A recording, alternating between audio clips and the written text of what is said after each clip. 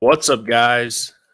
Ben Carey here of CapWize, here to bring you our results of our top 5 games. We're going to go through each one of them and go through the results, polling who the Instagram audience picked to win, as well as I'm going to give you my picks on each 5 of those games, and also we can discuss any other games that you guys want to discuss. So we'll give a few minutes as some people hop in here. Looking forward to it. Another beautiful day for some college football. So it's just going to be me today. We might have a guest on moving forward, but we'll see. So let's give a few minutes and we'll get it going. Just getting this out to our Discord audience, but make sure to drop a comment if you're watching. I know we have some people coming in from Instagram, some from Twitter, and some from the Twitch. So appreciate you guys being here. I'm just getting this out to a few people. So let's go with the first game today. This is Middle Tennessee State against Virginia Tech. Now, Virginia Tech is a team that we were on pretty heavily last week with the matchup, of course, with the Tar Heels. This was a great spot for the Hokies. First game in Blacksburg in a few years. And you saw some crazy line move on that game. Sharps were hammering Virginia Tech, right?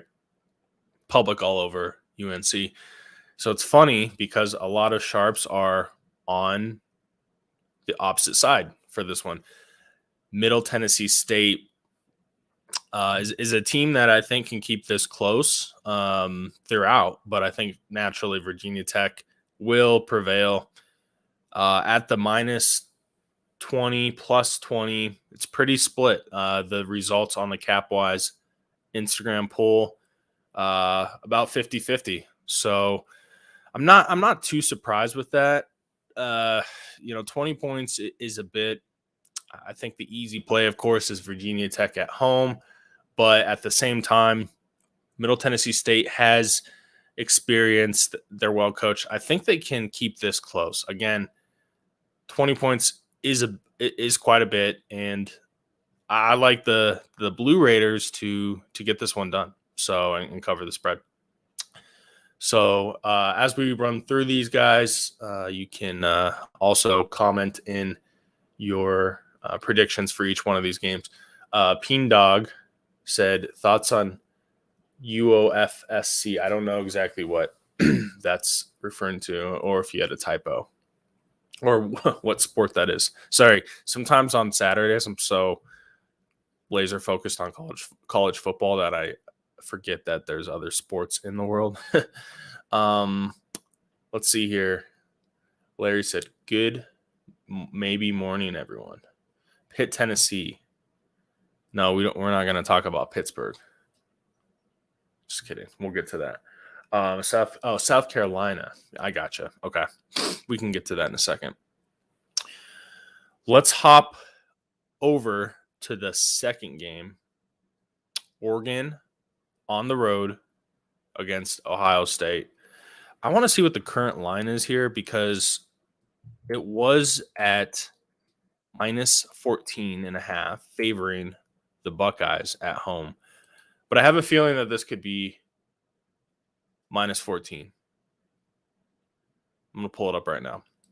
It's a little difficult when we give out the polls at a certain number because, naturally we will see some line moves from open and then even from Friday to Saturday, right? It's natural. You'll get a last second move overnight. I'm still showing it on minus 14.5. So that's fine. The results on Instagram, 60% like the Buckeyes to cover. I'm leaning Oregon on this one. And first of all, we have to look at the injuries because Oregon's defensive end, his name's Thibodeau, something like that. I want to pull up his correct name. He was questionable, and he is one of the best players on that team. Kayvon Thibodeau's day to day. Let's see. I'm trying to see if he's in, because if he's in, I mean, it changes the game. Like he's going to be a top 10 draft pick. He is on the sidelines in street clothes while most of the squad is warming up. So that's probably not a good sign for him to play. He's wearing black sweats, in case you're wondering. So he's most likely not going to play. So I kind of like Ohio State maybe a little bit. So I personally like the over in this one the most. I personally got it at 62.5. It is at, let's see here, showing 64.5. Are black sweats not part of Oregon's uniform rotation? They certainly well could be. Yeah. You know, what's so funny is when Oregon touts their uniform combinations, we have 65,000 different uniform combinations. And I'm like, well, I mean, are you guys just doing that to do it? Or, you know, because naturally you could just, every time you add, oh, hey, here's a new helmet. Well, that's, you know, Nick knows it's math. But yeah, Oregon loves to advertise that. And then everyone's like, how many national championships do you guys have? That's a good one. Larry is on the Oregon first half. I actually like that bet a lot. That's a good bet because I think Oregon in this game can come out with a little bit of momentum, and they're going to have to, right? Ohio State got off to a little bit of a slow start in week 1 against Minnesota. Granted, that was his Stroud's first game in college football, so that maybe played a factor. But as far as the first half, I do like that angle a little bit. Yeah, it makes a lot of sense to me. He says he is unlikely to play as of 25 minutes ago. Yeah, so I think at this point we have to assume he's not playing. So that's fine. Team total over 24.5. It seems like a pretty good bet. It does. I mean, I like the over. So, yeah, 24.5. I mean, it seems pretty easy to hit, but I could see it. Anthony Brown, the quarterback, has to really have a good game today for that to hit and for them to cover and for this to go over. 9 a.m. body clock start. Yeah, that's fair. You know, it's not the worst thing in the world, but at the same time, yeah, I could see that being an issue. Maybe a slow start. I mean, it's really hard to go off of the clock start time sometimes as one of your main handicaps of a game. I think it maybe plays a small factor, but I don't know if it's top 5, top 10. So let's go on into the next game. They call this the Cy-Hawk rivalry. This is Iowa State. Last night it was at 4.5. See what it's at today. Pulling it up right now. I have a feeling it's still 4.5. It is 4.5. That's what I'm showing. Iowa State, home team in Ames. Weather, should be some wind in this one. I haven't checked the updated weather forecast, but there should be some heavy winds in this one, which if you're Iowa, I think you love the wind factor, right? A team that wants to keep the clock running. They want to keep the ball on the ground. They want to control the time of possession. Not to say Iowa State can't succeed in that weather with Brock Purdy, but I think that does favor Iowa. Again, I was going off of last night's weather and saw gusts up to 20, 25. So something interesting to watch for. I like the under most in this one, but as far as the spread goes, let's see, percentage-wise, 70% like the Hawkeyes, the cover, the plus 4.5. Interesting. Early in the week, I felt like the public was somewhat on Iowa State taking the home team in this one. But as of late, it feels like the public is on the Iowa side. And I think the Sharps are naturally on the Iowa side just because you're getting 4.5 in a rivalry game. With a team that looked pretty impressive last week against a decent Indiana team. And Iowa State did not look impressive against an FCS opponent, Northern Iowa. But at the same time, you could see Sharps coming on that angle, right? Because in that FCS game, you have to be careful about how much you take away from a matchup like that, right? As crazy as it sounds, the way these teams scheme, you have to think like Iowa, right? They come into camp August 1st. Iowa State. Iowa State comes into camp August 1st. They start to put in their schemes, game plan for Northern Iowa. But at the same time, that period from August 1st to August 30th, they have all sorts of time to do whatever they want. The scout teams at some point within that period were probably setting up formations for the Iowa game. And as crazy as it sounds, that does happen because Northern Iowa, not to say Iowa State was overlooking them, they have to prepare for the next game. So you could just think of it as like if 100% of the plays were preparing for the Iowa game or Northern Iowa game, I would say 15 to 20% of that from that period again in fall camp was probably preparing for Iowa. So anyways, where I'm getting with this is you have to be careful with just saying Iowa State is a bad team because they barely beat Northern Iowa. You can't go off that. What you can go off of is Iowa has a very good defense. Iowa State at home. We'll see. This is going to be a really good game, but personally, I'm on the Iowa side. I think Iowa and under probably pretty correlated in this one. If Iowa State puts up 28 points in this one and the total goes over 50 or 46, I want to see if it's 46.5. It's probably not a good sign for Iowa. So watch for that. And we'll see. Who won this last year? They didn't play this game last year because of COVID. So the year before, maybe someone could look that up for me. But yeah, last year was paused, of course, because of COVID. So there wasn't no winner last year. But yeah, I mean, in this rivalry, a lot of good games. It's a great rivalry, and I think that's why it's kind of on the map, right? Both these teams are ranked in the top 10 for the first time ever in this rivalry, so it's going to be a fun one. Let's see.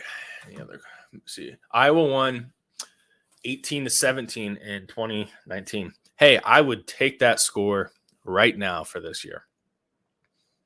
But that's such an Iowa score, 18-17. Is this some scoregami, Nick? Actually, in college football, scoregami is pretty tough. Scoregami is when you have random, or I shouldn't say random, but you have a score for the first time in history. But with college football playing so many games every week, it's probably tough to get scoregami in college football. 18-17, though, that's an interesting score. Total of 35 in that one. All right, next game. Let's see what we got next. Ooh, we got a fun one. This is probably my favorite game of the day. Texas on the road against Arkansas. Pull up the current spread in this one. Still showing -7. So the Instagram poll 70% of you guys like the Longhorns to cover. Wow. I'm on the other side, guys. I am on the Razorbacks +7. Let me pull up some notes here on this one. So, man, this is probably the biggest pros versus Joes game of the day. And you have a Texas team who looked impressive. They looked impressive in their opener against ULL. They got the job done. ULL is a good team. They were ranked. I'll give them that. They were ranked, but sorry, I'm just pulling up one thing. But how I mean, are we just going to say that Texas is back after one game? Because that's what people are doing. They're not back. They're not back yet.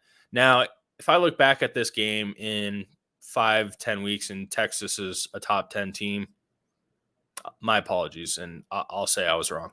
But I don't believe they will be, and I really do think that Arkansas is going to keep this pretty close, and I also think they can win this game. I really do. 1 second. I'm pulling up some notes here. I just got locked out. This is going to be a crazy atmosphere in Fayetteville. Somewhat a primetime type game. There's going to be,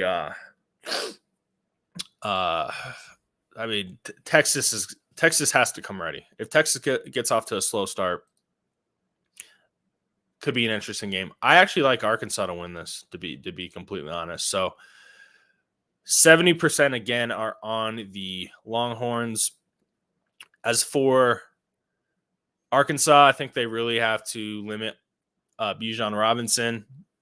He had a really good game out of the backfield. He's the star running back. They also have two other running backs that will get time. Hudson Carr, the quarterback, if he makes plays in this one, I think they can win. But I think that needs to be part of Arkansas's game plan. Force him to throw, force him to make plays. And if he does so and they lose, so be it. But I don't think Arkansas can let Bijan Robinson run them apart and go for 150 yards. So yeah, I'm on the Razorbacks on this one. One of my better plays of the day. So let's go into the last game. USC Stanford. This is a late game. Pac-12 after dark. Looks like 80% of you guys are on the Trojans at -17. So let's see what the line is currently at. So first of all, Stanford looked terrible in their first game. No surprise. We were on Kansas State in that one, -2.5. I liked it at -3. They won pretty easily. Pulling up some notes here. Conversely, though, USC, they look pretty good against San Jose State. San Jose State was getting a lot of love coming into that game, and USC, they got the job done. So Jack West. Oh, actually, Tanner McKee is going to be the starter. So not Jack West. Very interesting. And this was announced Wednesday.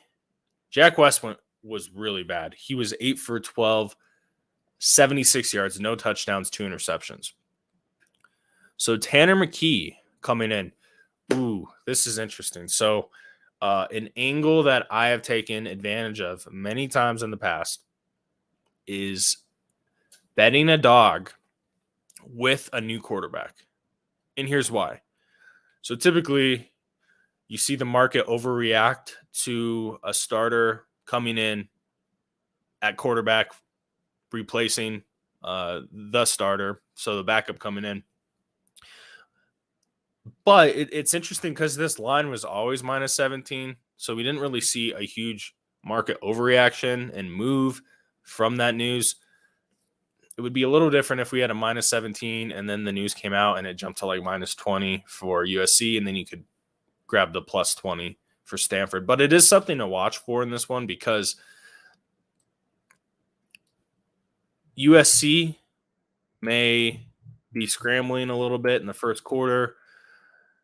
I want to see the stats of Tanner McKee. And the reason why they would be scrambling is because they don't have a lot of film on the guy, right?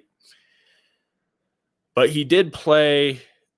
Yeah, he did play last game. So they did. That's right. So they do have a little bit of film on him. He didn't start. He came in. He looked decent.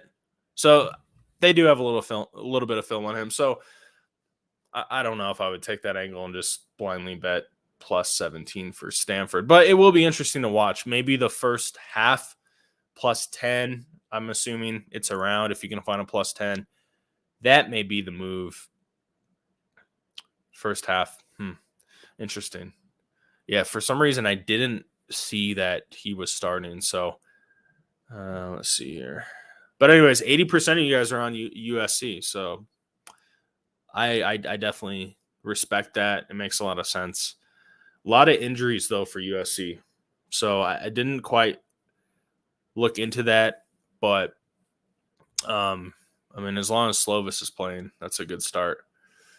So let's see here. We had a few questions. Let me see. I don't have takes on a lot of these games, or every game, I should say, but we do have a few regarding South Carolina and East Carolina. So this is a funky game because I think South Carolina should be favored by a lot more, but it scares me because I didn't get to watch East Carolina play against Appalachian State. If you guys who had trust in the space, they were high end ECU, but they didn't cover against Appalachian State. Oh, and Corey said the starting safety, linebacker, cornerback, D tackle, questionable in that USC game. But yeah, I mean, East Carolina, kind of the sneaky pick here, right? I mean, they are at home. I mean, South Carolina, how good are they? I don't know. But you do have to think South Carolina has a gauntlet of a schedule coming up. So they may have this circled on the calendar to say, hey, this is the one game that I think we can win. But at the same time, East Carolina is going to be ready to go at home. So I'm staying away from this one. I hate this game. I just don't see a lot of value in it personally. But it looks like a few of you like East Carolina. And then the total, I don't really have an opinion on the total, to be completely nasty or completely honest with you. He said it's the nasties. That's why I said that. East Carolina over 56. Yeah, no opinion on that. Yeah, you're right. They do have a lot of returning players, but at the same time, we knew that going into the Appalachian State game, and they didn't cover. So Appalachian State won that 33-19. I think the spread was plus 10 on that one, maybe plus 8, plus 9. I don't know where it closed at, but yeah, they did look pretty horrible. Appalachian State's a good team though. So I think that's what scares me about this, because some smart money is coming in on the Pirates. So, it shapes up as one of those games where initially when I look at it, I 100% lean with the Gamecocks. But then as you dig deeper into some of these numbers, and then, of course, like what Corey said with the defense and returning players, I think they could bounce back. So it does scare me a little bit in this spot. I really don't know what to expect there. East Carolina definitely looking ahead somewhat last week. This is right. Like, if you look at their schedule, I'll pull up their schedule. I mean, they probably hop on into conference play after this. So They go to Marshall. Yeah, Tulane. So yeah, this is a big one. Starts in a few minutes. So yeah, maybe I'll look to live bet this. I just don't see a lot of value because again, I would initially lean South Carolina, but if East Carolina is getting some sharp action, it does just worry me a little bit. I personally haven't found many sharps that I trust on the Gamecocks. So anything else, guys? I think we had a question about Pitt and Tennessee. I personally don't have an opinion on that game. I lean Pitt, but Tennessee, I still don't know what they are, right? I don't know how good they are. They're at home. I think Pitt is the more talented team, but at the same time, Tennessee has a little bit of momentum, right? Tennessee is down a handful of players entering the Vols game against Pitt. Tyon Evans, running back, and starting O-line Cooper Mays. And that's literally from 24/7 Sports as of 1 minute ago. That was good timing. I just searched it and popped up. So Pitt. Let's see. I'm worried about Pitt today. Man, this is a tough one. Now Doozy's on the road. Tennessee's down players. Yeah, I'm staying away from this one personally. I don't know what to expect. Appreciate it. Anything else, guys? I know we covered a lot of games this week. I think Western Kentucky. That actually might start already. Yeah. Wow. We're on the over there.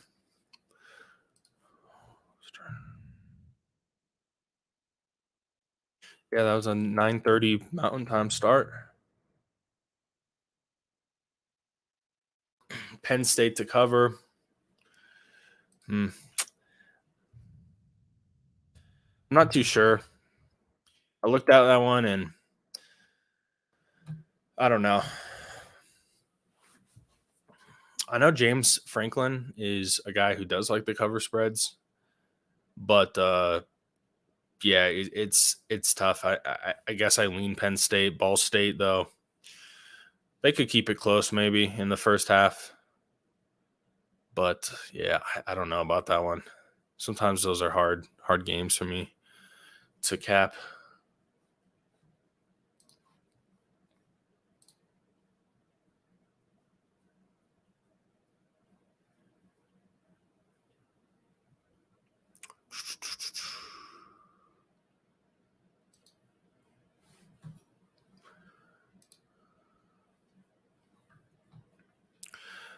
All right, guys, I think we are going to call it. We already have games that tipped off. So I appreciate it. And we'll probably actually talk to you tomorrow. So make sure to hop in NFL stream. I think tomorrow we're going to start around 9:30 Mountain Time. So 11:30 Eastern. That's the plan. So let's see. Oh, there's some news coming out. Yeah, let's plan on that. Hop on in tomorrow. And yeah, Nick is right. It is going to be very lit tomorrow. So appreciate the time. And we will see you guys tomorrow.